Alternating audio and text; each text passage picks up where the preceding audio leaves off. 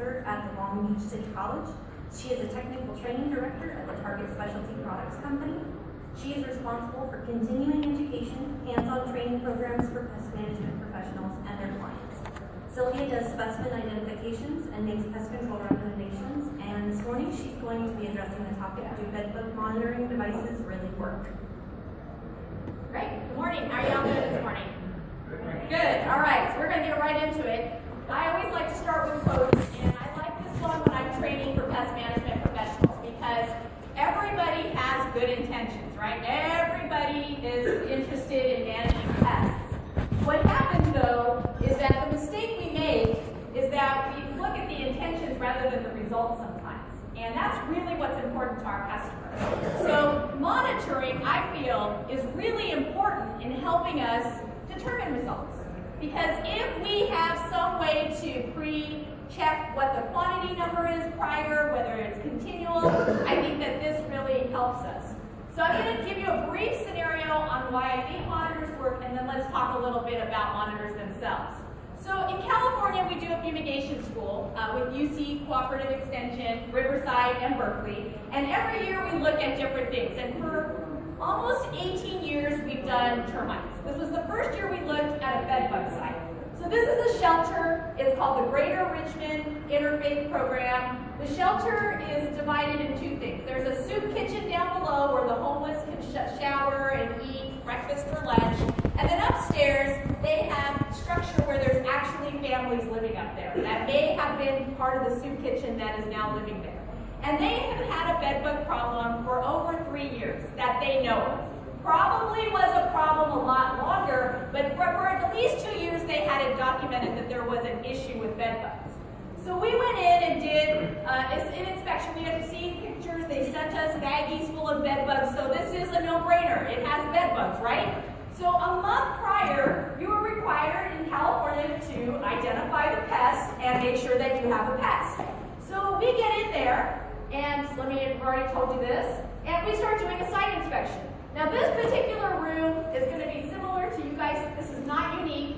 It's a place where people hang out. There's broken furniture, and we start doing a site inspection. And this is Dr. Andrew Sutherland, our IPM coordinator in Northern California, and we start tearing this room apart, right? We're moving cushions, we're looking through stuff, we're finding things, and guess what? We didn't see one bedbug.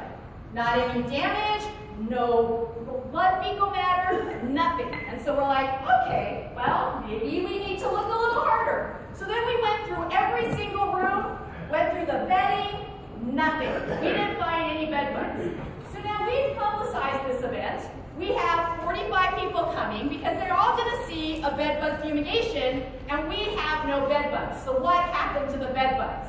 Well, there's a few things that were going on in the last 4 months prior to their fume. They did some self-treating where they wrapped these mattresses in their own encasements, and we see this all the time, right? People start doing their own little thing. It looked like Christmas. Nothing's worse than seeing DE everywhere, right? I mean, it's like they read that label and the whole place has DE everywhere. Even got into our monitors, which was killing bedbugs at some point. And then they sprayed the heck out of this really highly repellent product. So we think that self-treatments were a problem, and we think that probably the bedbugs got pushed in places that we just couldn't get to on a visual inspection. So at that point, because we have less than 3 weeks to do a fumigation that we've already publicized, we decide to do monitors. And so we put out the blackout monitors. Bernard Lewis at UC Berkeley had never experienced these monitors, and so we got them free, and so we put them on. And lo and behold, within 48 hours, we had bedbugs. Okay, but there's 4 entomologists there tearing apart this room, the whole place, and we could not find any bedbugs on a visual. So monitors definitely saved our bacon here. We actually found almost 100 bed bugs within the 3 weeks that were there. They definitely had a problem when the kids weren't messing with the monitors because they thought they were frisbees. So when we come and check the monitors, they were outside in the parking lot throwing them around like they were frisbees. But when they actually left them alone, we found bed bugs. So monitors, we fumed them. They haven't had bed bugs for 6 months now. Their monitors have been cleaned. They put in some new programs. So definitely in this situation, I can tell you that monitors work. Now here's the thing.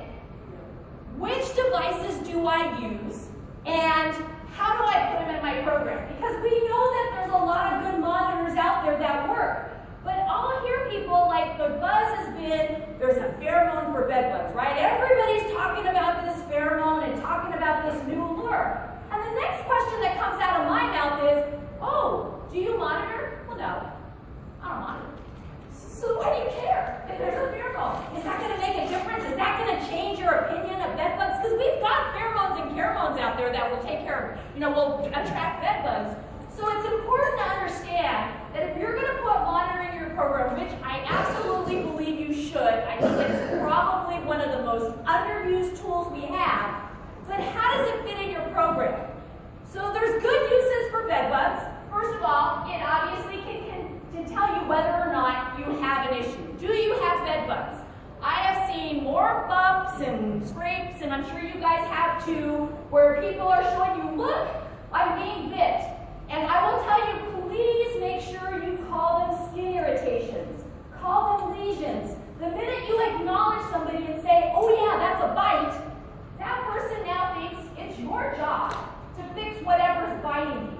So please try to get out of the habit of calling things bites. Call them skin irritations, call them lesions, because I think it's a liability issue when you start calling something a bite that you don't know is necessarily a bite.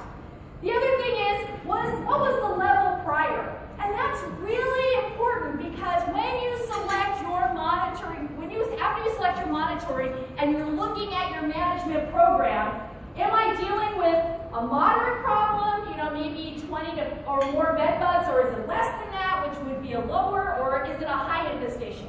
Those are going to influence what selections you make when it comes to your pest management products. And then afterwards, did I take care of the problem? And this isn't always going to be the solve, but at least it's some kind of mechanism that's going to be able to help you evaluate what you're doing for your customers. Now, I think also it's important that you look at the research parameters when you're selecting these. How did they research them out? One of the things that I heard someone describe, Bobby Perkins said vetted research. Vetted research is really important. A lot of these products are tested in labs, and there's nothing wrong with testing things in labs. But then when you go from the lab, how does it work in real world? If I put these monitors out, am I going to get the same results that they got in the lab? Probably not. But it needs to be close, right? It needs to be something that's practical. I think there's a new monitor or lure that they're talking about. It's all in German. It's on LinkedIn. I don't know if you saw it. I wish the video was in English. It's in German, and I don't understand German. But it seems interesting. But it's all based on lab, and that's great. But what I want to know is, how does it work in the real world? When I'm dealing with an apartment with kids and junk and stuff all over the place, does it actually tell me whether or not I have bed bugs? So those are really important, and I think it's important that you look for vetted research beyond the lab. Because again, in lab settings, it's very, very idealistic. How does it work once it gets out? One of the tests that they did was Bernard Lewis did a nice little research project. He took his termite house and made it a bed bug house. They put these little areas here where they had the bed bugs released, and they had these little plexiglass where they tested them. And this research is actually located on the web. You can just go to the California Structural Pest Control Board actually sponsored it. If you put in pestboard.ca.gov or even Lewis bedbug monitoring, he went through a lot of the monitors and told you in a research setting what he thought of those monitors. And very similar to everybody else's results, he found that the night watch was a good monitor, the pitfall traps were good monitors, and so there's a lot of this research out there. But this one here I really like because he at least tried to make it a little more real world. They chopped up beds from IKEA, and that at least made it look a little bit more similar. They moved things around. The other factor you have to consider is, how does this monitoring fit into my program? What am I promising my customer? What am I not promising? Don't use the guarantee word, warranty word, unless you really know what you want. But what am I promising them? And I see a lot of this. Nothing wrong with this, but this is someone's actual literature. This one here is a 1-year warranty. This one here is a bedbug guarantee. There is a difference between a warranty and a guarantee. Look it up in the dictionary because I didn't actually know that. But a warranty is something that you may buy. Best Buy is the king of warranties, right? I don't buy a TV from Best Buy.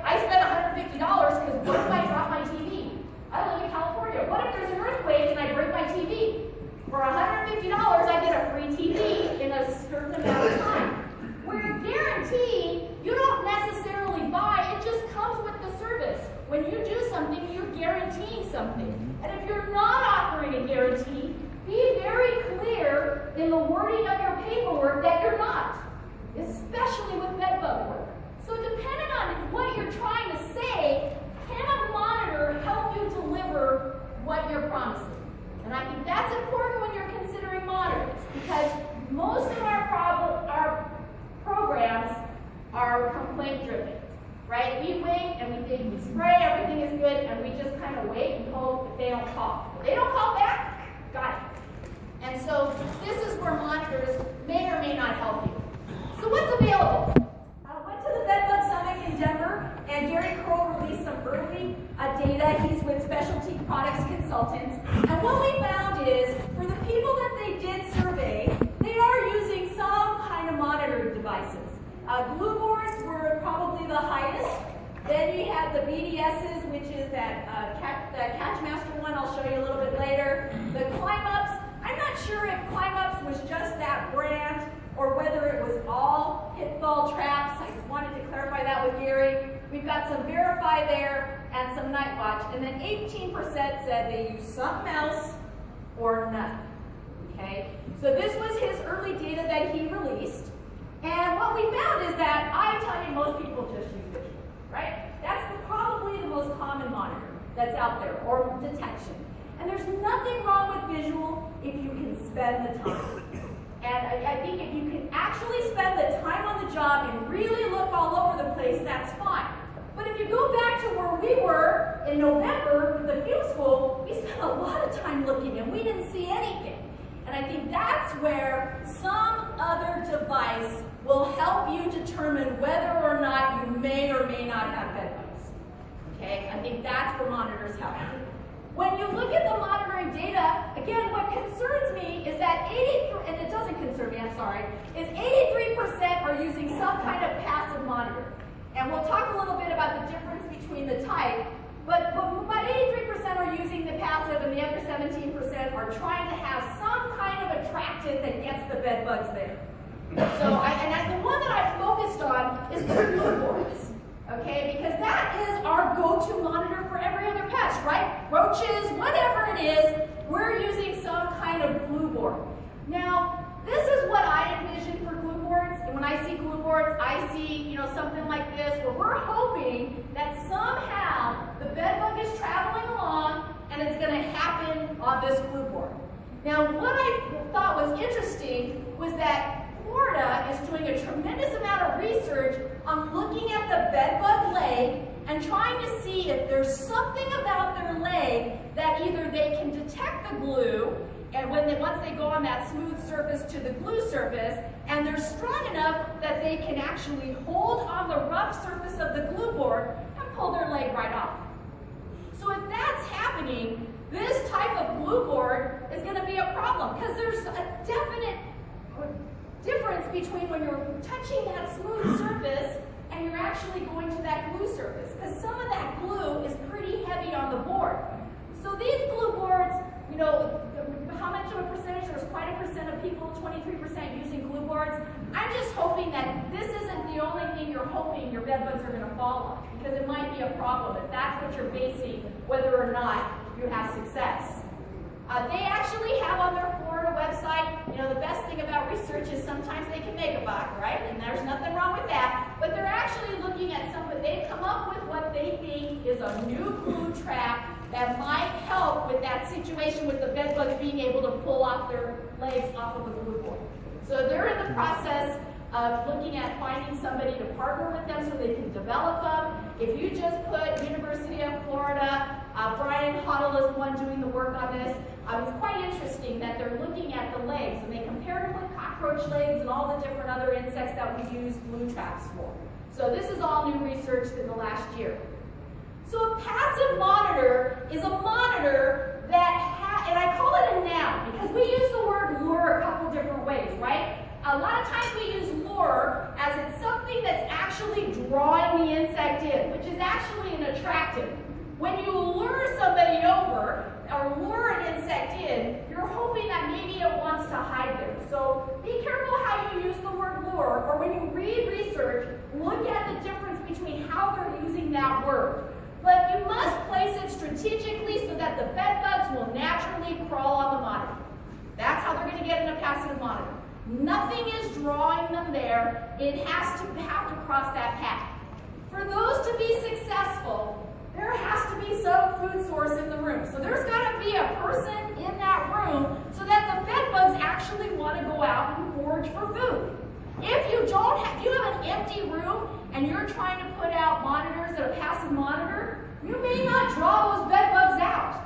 They may just hide waiting for that, maybe that warmth or that CO2 or the caromones or the pheromones. So you have to make sure that you have people in the room for a passive monitor to work.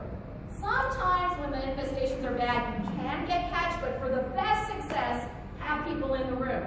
And then you've got to put it in the way of where the food is, right? If you're putting a monitor way over there and the pressure isn't high, maybe it's less than 20 bed bugs, and the bed is over here, that monitor is probably not going to get hit because those bed bugs want to be near their food. So putting those monitors somewhere where the bed bugs can actually travel is going to be key to your monitor use. When you do monitoring, you have to educate your customers. Those dust ruffles, gone. Okay, those are gone. If they have short sheet their beds, I always tell people, if you have a king bed, you're now the queen purchaser of bedding. Okay, I want you to buy the queen comforter and the queen set because we don't want it dragging on the floor. If this kind of stuff is happening here, bed bugs have other ways to travel up and feed, so they're not going to hit these monitors. The bed also needs to be moved away from the wall. So those are important when you're implementing passive monitors. If you don't do that, then what happens is you don't give your monitors a chance to work. Now the other passive monitors that are out there, we've got the ones from Catchmaster. This is the BDS, which is the slider that you put between a mattress. This is a glue trap. This one here, the BB Alert, was the one David Kane created, where it's looking for a hardware site, and as the bed bug tries to squish between the cardboard, it actually puts pressure on the gut that makes a blood spot. So that's how that works. This one here is the low line, and I'll talk about that in a minute. And gosh, if you've got customers using them, these things, which are the ones from Shark Tank that they made a ton of money on, that just kills me. But because they say it's a lure, there's no lure in here. They're using the word lure like it's a verb, right? They're attracting. But if you've got customers using this stuff, these are like $2 each. At least get them to use a professional grade one with the BDS if you've got somebody who really feels like they have to have something between the mattress. But these are the ones that don't have any attractant, okay? You're hoping the bed bug's going to come across them. Now this one here is the one that I actually really like. This one here is called the low line. And low line was originally for cockroaches. It's a very large trap. B&G actually came out with a half-size one called the Mini T, and Doug at the Target booth has a ton of samples. If you want to try them, go see Doug. I asked for a few samples, and the box is like huge. But this trap here, it's a glue trap, so you've got the glue here, but it allows the bed bugs like to crawl. So it allows them to crawl up that surface, and then they lose balance and fall on the glue. Okay, but they're protected, so you don't get the dust on there. But this trap here is really a good glue trap for bed bugs if a glue trap is the way you want to go. There's no reason they'll come here as far as an attractant. It's going to be based on your placement. Okay, so give it a try. I really like those traps. I've used them quite a bit. They're a lot less expensive than low lines because it's intended for smaller insects. The other type of passive traps we have are the pitfalls. By far, vetted research, lab research, best traps out there. But a lot of people don't like them for a lot of reasons. One, they kind of look hokey, right? And that's part of the problem. You put that under somebody's really nice bed and they're like, really? That's what you're going to put on my bed? And you have to explain how they work. Do they want bed bugs or do they want their bedroom to look nice? They probably want both, right? And then fortunately, that's the balance with customers, is trying to explain what's the best thing. We have three that I think are good. There's a lot of them out there. Personally, I still think the Climax is probably one of the better ones. I think Susan Knight has invested a lot of time in research. I think that's a great product. This one here can be a challenge. It's the one by Protect-A-Bed. The problem is, I don't know about you guys, but as I get older, I can't see very well. And it's really hard to see bed bugs, especially the smaller nymphal stages, in a dark surface. And then this one here is a square one. I don't know if bed bugs like square around, but find one that works for you and that you're actually actually catching them. Price point may be an issue, although they're all about $5 each. Okay? Now, this is what we have an issue with sometimes, is that, you're going to get a lot more stuff in there than just bed bugs, right? Sometimes there's way more stuff than you'd like to see in these traps. And so there's some maintenance involved with them. With the black one here, see, this one has bed bugs. I had a hell of a time seeing the bed bugs. You really have to shine a pretty bright LED light to get them to sort of glisten a little bit in all the dust. But customers like it because then they don't see how dirty their house is, right? Because the minute they see this, they're like, okay, tell me those are all bed bugs, or oh my gosh, what am I doing? And because they don't want to know that things are so dirty, right? But they do, but it is easier to see bed bugs there. You do have to replace the talc, okay? That's how it keeps the bed bug in. So after you clean them, I always tell people dump them in the toilet, take a little bit of talc, rub it around, and put them back out. Please do not put product in here that defeats the purpose. Okay, we don't want to put DE or dust or anything in here, okay? They'll get caught and they'll get stuck. We don't want to make this some sort of an insecticide trap. And then with this one here, you don't replace the talc. You actually just wipe it with a microfiber cloth to keep it smooth and the bed bugs can stay in. Dirty ones will stop catching bed bugs, okay? Once it gets enough surface on the inside that the bed bugs can get hold because of their legs, then they don't work at all. So there's some maintenance involved with the pitfall traps. There was some new research and actually got to be a little bit part of this. Gail Getty in California does a lot of research, and I help her a lot because I'm free labor. So I actually go out with her and help her look at bed bugs. And one of the things we found during one of her trials for an insecticide was that in the same space, there was a lot of feral ants. And sometimes there were people that actually put out the pitfall traps because she did an education thing telling them if you want to buy these on your own, do it. But in the rooms that we found the pitfall traps, we weren't finding bed bugs. We were finding clay, sometimes a little piece. We weren't finding the bed bugs.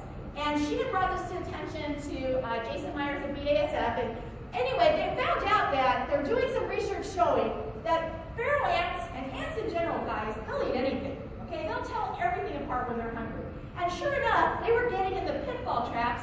Bed bugs are kind of like little sitting ducks, just sitting there, and the feral ants would go in there and rip them to shreds, and they would eat them. So the nymphs were being taken out at 100% killed in 3 hours, and in 24 hours the whole thing was gone. And with the adults, it took about 5 hours to take them out. And they were doing the research in Purdue. They found out that they ripped the back end, and they just started eating it all up. So the message here is, people are, we should take feral ants then. No. The take-home message here is, you don't want to replace one public health pest with another one, but if you have feral ants and bed bugs in the same space, be conscious of that if you're going to deploy this kind of trap, you may not see catches, because the feral ants can indeed be taking those bed bugs out of there, and it looks like you get in and go, oh, no bed bugs, but God, they have feral ants. That should tell you that might be a problem. That's all that this is telling you, okay? Because I got people that are thinking they want to introduce feral ants, and no, we don't want to do that. Okay, just know that if they're in the same space, this could be happening to you. We're looking at their 17% are using active monitors. Monitors bring them in for a reason. There's some kind of attractant, whether it's CO2, heat, odors, lures, something. Okay, they have to, in order for them to be really successful, you really don't want the food source in the room. Okay, because if there's a competing source, real person, not real person, that's been the struggle for the actives. Can they be good enough to mimic a person? And the challenge has been no. A lot of times it's very difficult in the placement of where you put it. Did it put out enough CO2? Did it put out enough heat? Sometimes people are just, work better at it and they know it. So the actives have struggled a little bit in the active monitors because of that. We haven't found that silver bullet monitor that just mimics a person. It's not out there yet. One of the ones that worked better were the verified by FMC, but if you're a verified user, I've got bad news. That's being phased out. Okay, so talk to your rep and find out what you can do, because if you've got them in, they're phasing them out this year. And it was a price point problem. They're very, they're not cheap. Okay, $27. They're a little bit labor intensive, and it just didn't go the way FMC wanted. Okay, so if you're a user, but I mean, it was tough. We went in and did an install for $1,600. units. You got to move the bed, you got to drill holes, you got to put them in. Again, same thing with the passives. You got to somehow make sure that they're not going to the person and feeding instead. So you got to do similar things, move the bed. These were the actives that are out there. This one here will be interesting to watch, the volcano. I don't know. Some people tell me the bed bugs don't like it. It seems like it's too strong. Some people are using the Sensi in the pitfall traps. I think the jury is still out on whether or not it's going to be a tool or not. We have to kind of wait and see. You have to vet your research. Okay, that's important. The Night Watch was one that Bernard Lewis looked at. It's a gray monitor, but it's expensive. It's $500. You got to get a CO2 cartridge. You have to put it in a room. And at the end of the day, in 7 days, can you tell that person you didn't have bed bugs? No, you can say for those 7 days they didn't have bed bugs, but you can't say beyond that. So for the price point, I think we're still working on these active monitors. With monitors, how do they fit? Early detection, low-level infestations. These are all things we want to get from our monitors.